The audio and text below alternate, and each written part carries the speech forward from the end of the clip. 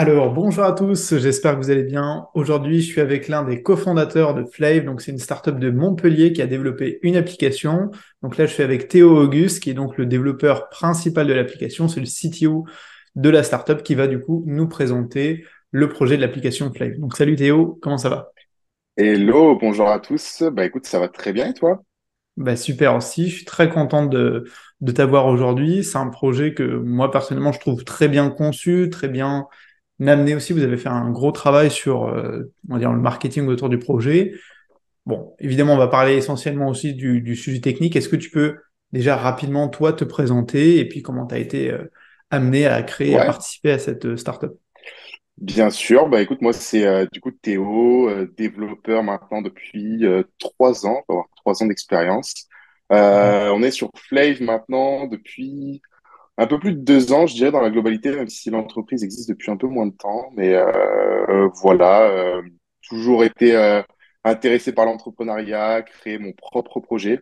Du coup, Ok. ça a été chose faite avec Flave. On était trois sur le projet, mais du coup, voilà, c'est mon petit bébé, comme j'aime l'appeler. Voilà. Ok, donc justement, là, tu nous disais, donc vous êtes plusieurs sur ce projet. Là, vous êtes combien aujourd'hui? Aujourd'hui, on est actuellement trois. Alors, il y a eu Ok. un petit peu de remaniement, en quelque sorte. On était vraiment trois développeurs initialement sur le projet.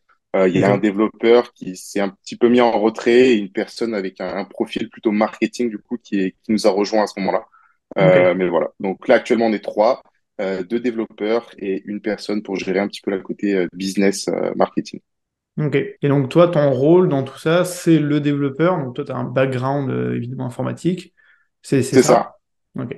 C'est ça, ouais, tout à fait. Ok. Alors, on va parler du coup de l'application en elle-même, hein, forcément pour commencer. Est-ce que tu peux nous présenter voilà, le concept de Flave, sa mission, tout ça, quoi.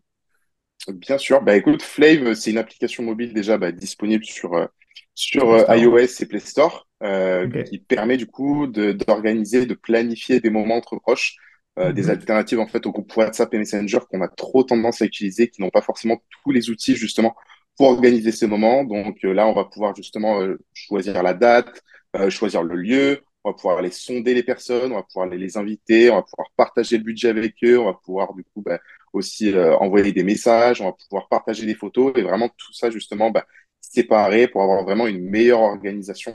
Donc c'est vraiment un outil de planification et d'organisation pour des anniversaires, des soirées, des activités entre amis, une sortie au restaurant, des vacances, un tour du monde.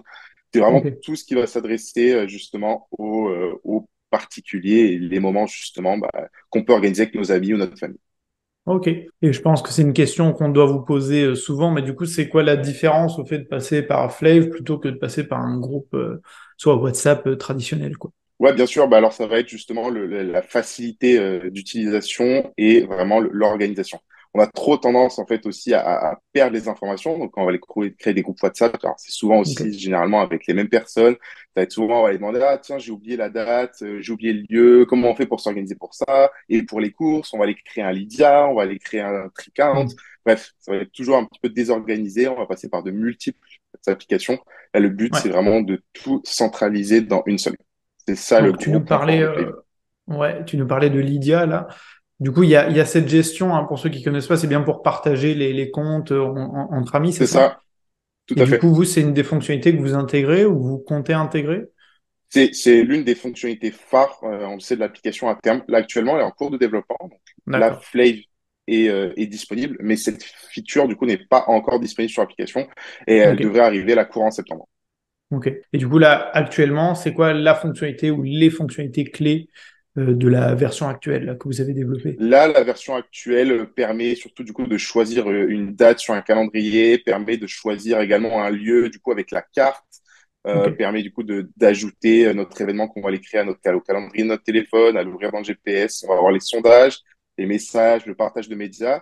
Donc là, on est quand même sur une version assez simple, on va dire, de Mhm. l'application. On a pas mal d'ambitions, pas mal d'idées de features Ok. après qu'on veut intégrer à l'avenir. Mais là, pour l'instant, on pourrait dire qu'on est sur un MVP évolué Ouais. en quelque sorte de l'application.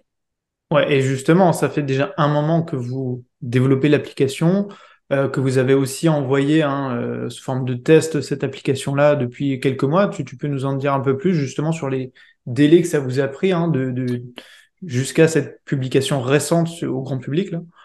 Tout à fait. Alors, il faut savoir du coup que Flave est sorti là au mois de juin sur les stores. Ok, Initialement, du coup, on était, comme je disais, trois développeurs à travailler dessus. Malheureusement, d'accord. par contre, pas à temps plein. Ce qui fait que c'était vraiment sur notre temps libre qu'on avait Ok. développé l'application. On n'avait pas aussi nécessairement de connaissances en Flutter, donc ça a mis aussi quand même du temps. La Mhm. courbe de progression était quand même malgré tout pas si rapide que ça. Donc, Ok, on a mis du temps. On a mis bien, je pense, 1 an et demi avant d'envoyer du coup l'application en test. Donc, d'accord. sur TestFlight et sur du coup le Play Store, Ok, où là, du coup, on a envoyé l'application vraiment à nos proches, à des personnes qui nous demandaient justement est-ce qu'on peut être testeur, etc. Donc, on aimait dire en quelque sorte que c'était la phase alpha à ce ok, moment-là. Et que là, même si du coup l'application est sur les stores actuellement, que là, on est plutôt sur une version bêta, en fait, en réalité de l'appli. Mais du ok, coup, la phase de l'alpha, je dirais, a duré entre décembre, donc décembre dernier jusqu'à bah, là, mai, juillet, juin actuellement, quoi. ok. Voilà. Et Et ensuite, ça, du coup, c'est on est parti sur la version bêta. ouais. Et ça, c'est un point qui est intéressant, c'est que du coup, vous, dès le départ, enfin, vous avez voulu faire de la qualité, on va dire, donc ça vous a pris du temps à développer ce produit-là, et du coup, on va pouvoir en reparler hein, sur la partie sur le développement. Et pendant toute cette période de test, combien de personnes vous avez pu toucher qui ont utilisé vraiment l'application comme des testeurs, du coup? Ouais, on a sauvé du coup environ, je dirais, une quarantaine de personnes. De toute façon, on Ok. n'avait pas nécessairement le besoin ni les moyens d'aller toucher Mhm. 1000 personnes ou autres, déjà Ok. parce que ça prenait du temps et du budget, surtout sur la partie aussi marketing. Donc, c'était Ouais. pas l'idée dans un premier temps. Donc, on s'est réduit du coup vraiment à un groupe restreint de personnes, donc, principalement nos proches. Ok. Et justement, là, au niveau de la répartition de votre équipe, donc là, vous êtes basé à Montpellier, c'est ça? C'est ça. Alors, bah, du coup, on a le CEO en fait de la société qui est actuellement à Montpellier. La boîte a été Ok. immatriculée à Montpellier. Les locaux, en quelque sorte, sont à Montpellier. Par contre, D'accord. du coup, nous, de notre côté, avec les deux autres associés, on est à Montréal, on est au Canada. D'accord, c'est bien ce que j'avais cru voir sur LinkedIn. Ok. Et au Tout à niveau de fait. la répartition des autres rôles, donc toi, tu as le rôle principal de développeur. Qu'est-ce que vont gérer les autres? Tu nous as parlé de marketing, par exemple. C'est ça. On a du coup Timé, qui est l'autre associé, qui nous a rejoint du coup assez récemment, qui, elle, va Ok. gérer toute la partie vraiment image de marque, présence sur les réseaux sociaux, Mhm. business développement, etc. Donc, elle n'a pas du tout ce côté technique. Donc, elle Ok. sort d'école de commerce, mais elle a ce côté justement bah, développement de projet, développement de marque. Donc, c'est ce qu'on avait besoin Ouais, aussi à ce et moment-là. puis vous avez déjà créé une belle identité autour du produit, autour du nom de la marque, et on Tout à montre fait. des images, mais c'est assez bien fait. Ok, bon, bah là, du coup, les gens ont, je pense, une bonne idée de toute façon du concept de l'application, et encore une fois, elle est disponible maintenant au grand public, donc ils peuvent, on mettra les liens, hein, tout ça en description. On va passer du coup à une deuxième grosse partie pour nous qui va bah, justement consacrer au développement de l'application. Alors, donc, tu nous l'as dit, hein, vous avez utilisé Flutter. Donc, première question, déjà, pourquoi Flutter par rapport à d'autres outils de développement comme React et d'autres? Bah, écoute, je pense que le point le plus important, quand même, c'était du coup, le cross-platform. Par rapport à Ok. React Native, du coup, c'est pas forcément un avantage puisque les deux ont Oui. cette qualité-là, on va dire.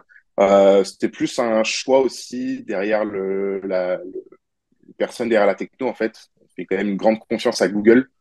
On sait que Mhm. derrière, ça va être du solide, qu'il va pas y avoir Ouais. nécessairement de problème. On a dû aussi faire un choix de back-end. On s'est tourné vers Firebase pour une facilité du coup d'intégration et on savait que bah, Flutter Firebase, ça s'intégrait bien.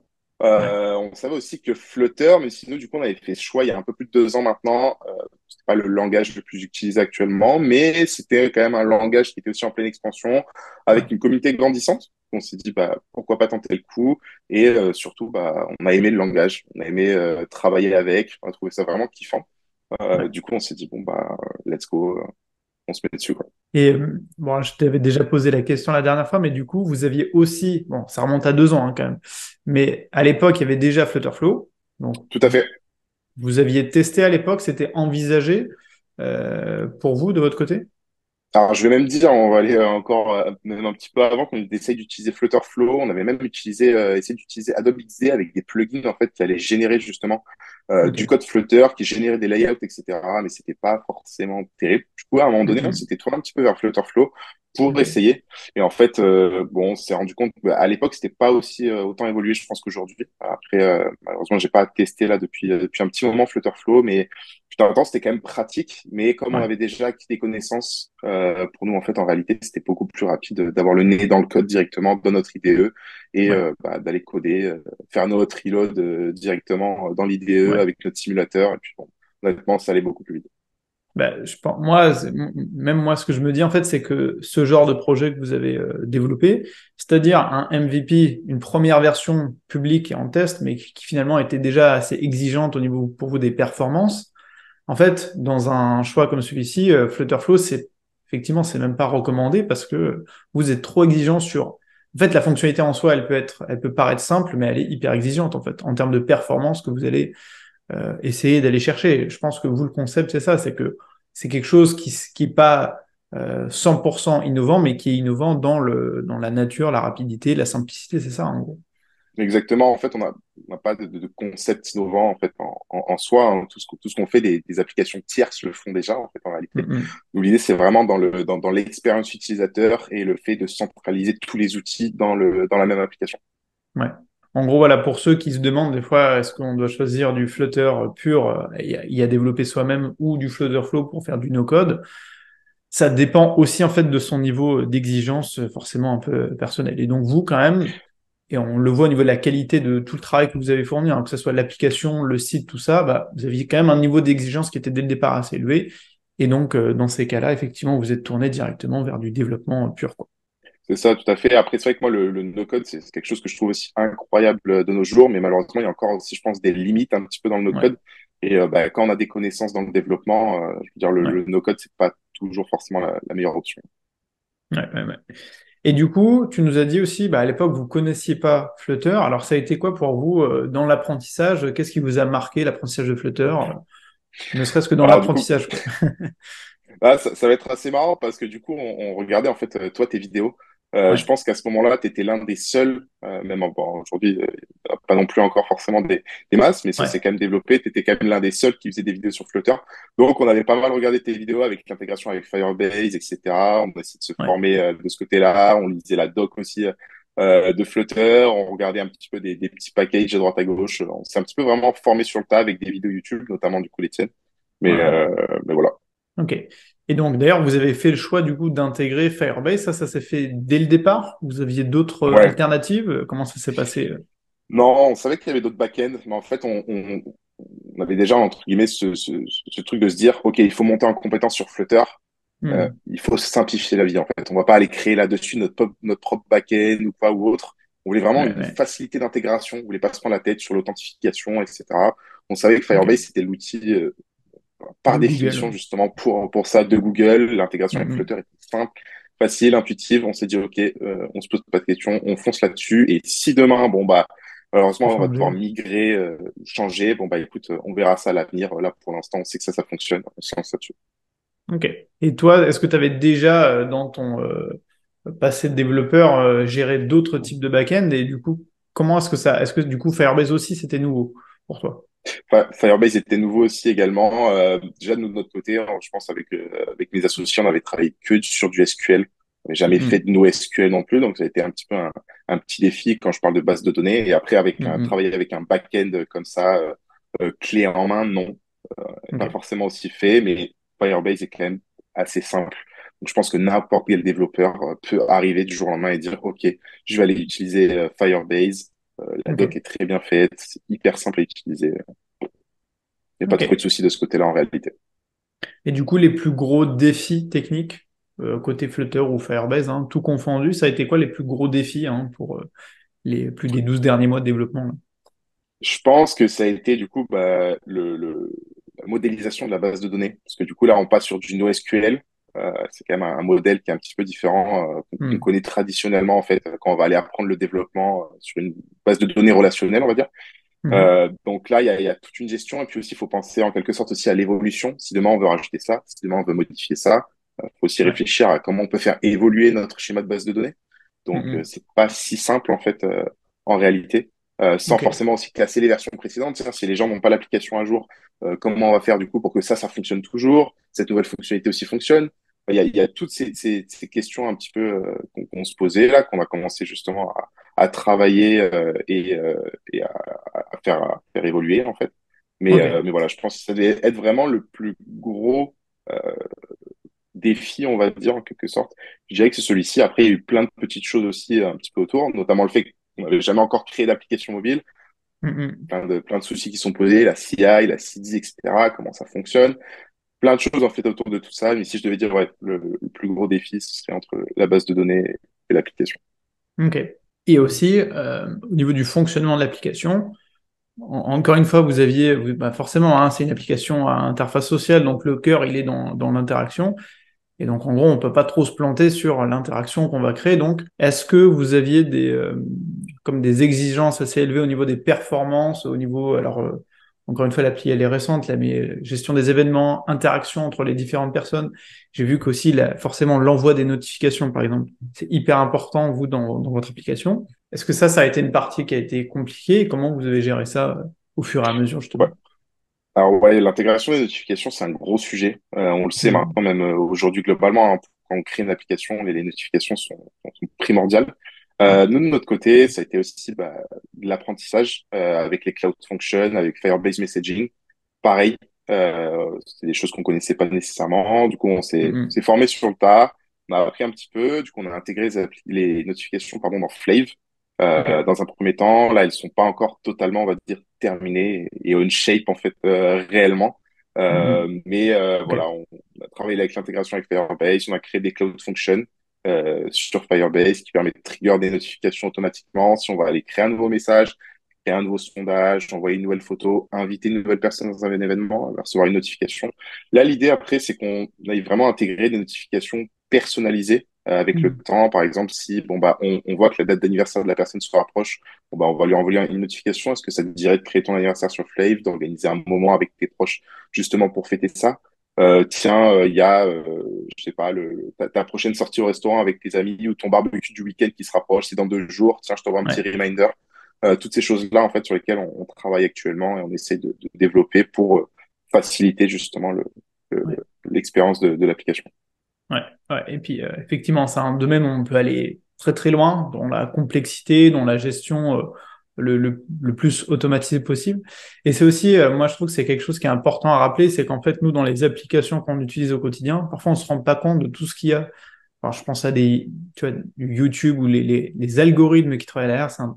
En fait, C'est c'est dingue. vraiment le vrai secret de ces entreprises-là, bah, c'est ces algorithmes-là. Et c'est ce qui est difficile à imiter parce que dans Ah, mais les c'est faits, ça, c'est réussir à envoyer la notification vraiment au bon moment et la notification personnelle qui va te dire, tiens, je vais aller cliquer sur mon téléphone et je vais aller ouvrir l'application. Et ouais. ça, c'est vrai que c'est incroyable. On se rend pas compte le travail qu'il y a derrière tout ça, en fait, en réalité. Et c'est quoi vos pistes là pour, tu disais personnaliser, comment est-ce que, parce que c'est le machine learning, parce que c'est des outils hein, qui sont fournis par Firebase, mais qui sont forcément pas à la portée de tout le monde. Donc, c'est quoi les pistes pour vous pour, Là, je t'avouerai que dans l'état, on sait qu'il y a du machine learning sur Firebase. C'est pas les choses là qu'on a mis en priorité en fait de notre côté. Là, on va plus Mhm. être sur une analyse de données en fait déjà dans notre base Ouais, avec des cloud functions, etc. Donc là, on reste quand même assez simple parce qu'on a ouais, plein de ouais, choses sur ouais. lesquelles avancer, se concentrer, etc. Mhm. Mais à l'avenir, ouais, le machine learning, ce serait l'objectif. Ouais. Ok. Et du coup, là, c'est quoi? C'est récolter un peu des statistiques C'est d'utilisation, ça. typiquement? Ouais, ok. Ouais, absolument. Là, maintenant, on a un système un petit peu de soft delete dans l'application. Donc, quand quelqu'un va aller supprimer quelque chose, on va aller supprimer les données sensibles. Par contre, on Mhm. va garder quelques données, etc., pour pouvoir faire de l'analytics, en fait, derrière et pouvoir après cibler plus facilement d'autres choses. Ok. Et comme vous êtes à 100% du coup hébergé sur, enfin en tout cas vous utilisez à fond Firebase, est-ce que tu peux nous parler un petit peu du pricing, est-ce que ça vous a coûté un peu plus que prévu par exemple? Parce que là vous avez, avec votre nombre d'utilisateurs actifs aujourd'hui, bon, voilà, sans forcément donner des chiffres, mais juste Ouais, donner bien une sûr, bien idée un sûr. peu. Non, mais actuellement, du coup, on est sur le forfait Blaze de Firebase, donc le forfait payant, on va dire. On est obligé, en fait, à Mhm. partir du moment où on va aller intégrer les cloud functions. Ouais. Donc, en fait, c'est au nombre de requêtes, au nombre d'utilisations, etc., qu'on va aller, du coup, payer. Donc, on a une Mhm. limite, on va dire, gratuite Ouais. actuellement. Après, là, en l'état et après le lancement de l'application actuellement, au vu de l'optimisation de nos requêtes, de la mise en cache, etc., Là, actuellement, on n'a toujours pas eu besoin de payer en fait actuellement Firebase, sachant qu'on a 50 000 requêtes de lecture par jour. Du coup, ces Hmm. 50 000 requêtes n'ont pas été dépassées en Dépassé. lecture actuellement. Et en fait, bon, c'est aussi un choix de notre part. On a fait un Hmm. marketing un petit peu restreint de notre côté justement parce qu'on savait que si demain on se retrouvait avec, j'ai une bêtise, 10 000 personnes sur l'application, on ne serait pas en mesure en fait de le gérer. On n'est pas Ok. actuellement à temps plein sur le projet, etc. Donc, c'est pour ça qu'on a préféré mettre un petit peu un frein de ce côté-là et se dire, OK, step by Hmm. step, on va aller contrôler notre croissance et pour éviter justement de tout faire exploser Firebase. Le Firebase, c'est génial, mais en fait, ça peut aller très vite en termes de pricing et beaucoup de Ouais. personnes qui se sont retrouvées avec de belles surprises avec ça. Je sais, j'ai vu, j'ai lu quelques storytelling. Donc voilà. Bah, c'est ce qui fait peur. En fait, moi, l'écho que j'ai à chaque fois, c'est ça, c'est des gens qui, surtout qui viennent du monde des bases de données plus classiques, comme on faisait avant, qui ont peur de se lancer dans ces services de cloud-là, bah, parce qu'on maîtrise pas, effectivement. En tout cas, c'est en fonction de l'utilisation de l'application que ça va, qu'on va être facturé. Alors après, il y a aussi des systèmes de limites, hein, qu'on peut mettre en place, des plafonds. Mais du coup, c'est bien d'avoir votre retour à vous pour votre projet, en fait, en disant, bah voilà, on peut très bien se lancer et avoir quasiment soit zéro euros Tout de à fait. facturation, soit vraiment des fois des chiffres qui sont vraiment Là, euh, actuellement, l'application nous coûte 0 € dans le média. C'est juste du temps, du développement. On a aussi des frais un petit peu autour de l'entreprise, les ouais, hébergements, etc. pour le site internet. Bref, un petit peu de tout ça, ouais. mais l'utilisation et le fonctionnement de l'application actuellement nous coûte 0. Ok, bon, ça c'est super. Revenons un petit peu sur Flutter, parce que c'est quand même le sujet, enfin en tout cas l'outil qui nous intéresse le plus. Au niveau peut-être de l'expérience utilisateur, c'était quoi les bénéfices pour vous, au-delà évidemment du multiplateforme, comme tu l'as dit au tout début, Bien qui ça sûr. c'est quasiment évident. Le reste, bah voilà, comment vous avez créé le design, comment ça vous a permis de le faire bien, les animations peut-être, voilà. Tout à fait. Je dirais la facilité d'intégration avec un petit peu toutes les librairies de composants, notamment matériel design.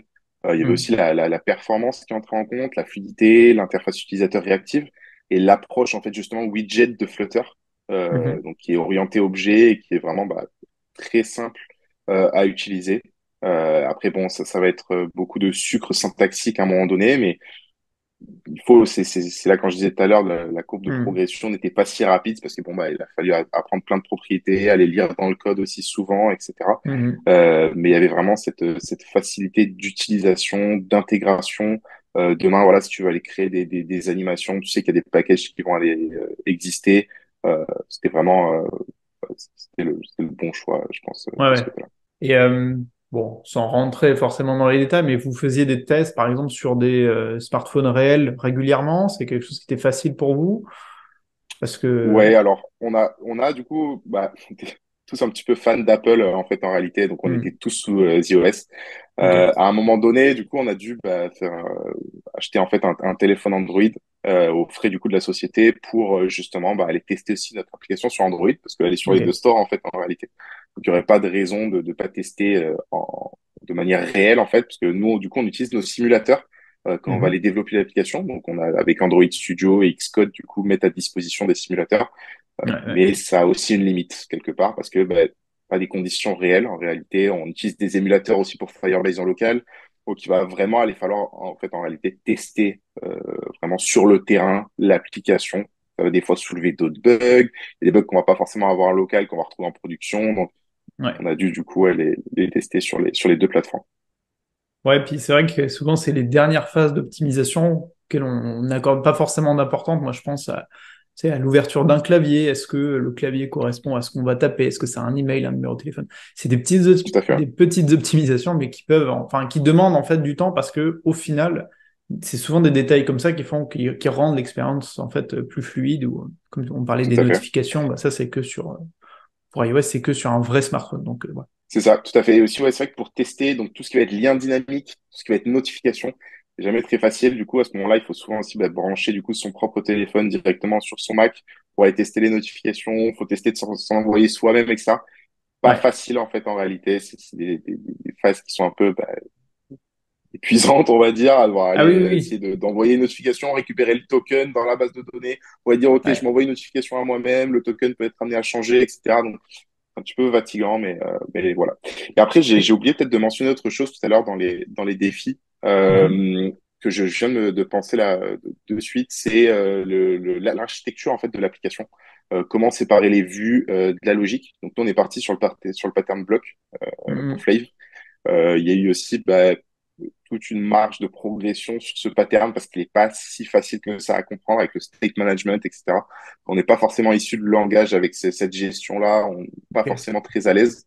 Nous, c'était pas le cas parce qu'on est surtout des développeurs back-end, PHP. Donc, on n'a pas trop cette approche-là, justement, de state comme on peut avoir dans des fronts Mhm. JS. Donc, Ok. ça a été aussi un gros défi de ce côté-là. Comment bien organiser notre architecture, comment la faciliter, comment séparer notre logique métier de nos screens. Donc, il y a eu aussi toute cette partie-là qui a été un beau défi, je pense, pour l'application. Ok. Et puis, de toute façon, une fois que vous étiez lancé dedans, hein, en revenant sur du Flutterflow, de toute façon, c'était déjà trop engagé finalement. Donc, une fois qu'on est lancé, bah, il faut Exactement, rester sur. Et tout là, à vous fait. avez choisi une architecture où vous allez pouvoir faire des mises à jour et rajouter des fonctionnalités. Donc, voilà, il y a quand même une Tout à fait. réflexion sur le choix, à chaque fois technologique et Exactement, la un peu facilité stratégique. aussi de test derrière pour intégrer les tests unitaires sur les blocs, avec les packages qui existent, etc. Plein de choses comme Ok. ça. C'est très important de se poser justement ces questions avant de se lancer dans un développement, que ce soit en no-code ou même en code pur.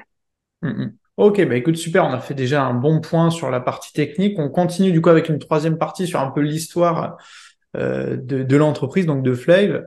Bon, tu es un des membres de l'entreprise, hein, donc il y aurait d'autres histoires à raconter, mais bah voilà, est-ce que tu peux nous parler un petit peu des réussites ou des obstacles que vous avez rencontrés lorsque vous avez lancé du coup ce projet Flave il y a quelques années du coup maintenant? Ouais, bah écoute, les réussites déjà dans un premier temps, c'est que l'application soit sortie, parce qu'on sait que des fois il y a des gens Ouais, qui vont aller se lancer sur un projet, sur une application, des gens en plus qui c'est sont vrai. pas nécessairement toujours des compétences de développement, donc ils vont aller mettre énormément d'argent dans des agences, etc. Et Ouais. malheureusement, bon bah le projet ne sort pas parce qu'on n'arrive pas à respecter des deadlines, parce que bah au bout d'un moment il y a plus de cash aussi non plus. Donc déjà, je pense que la première fierté qu'on va avoir, c'est que le projet ait vu le jour, qu'on se soit Ouais. accroché pendant plus de 2 ans maintenant.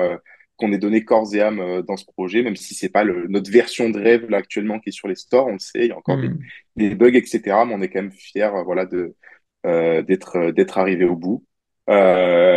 Sinon aussi, l'une des petites fiertés là qu'on peut avoir assez récemment, on a été incubé en fait dans l'accélérateur de Montpellier Business School D'accord. actuellement. Donc, on a quand même pas été très facile en fait en réalité là de trouver des incubateurs.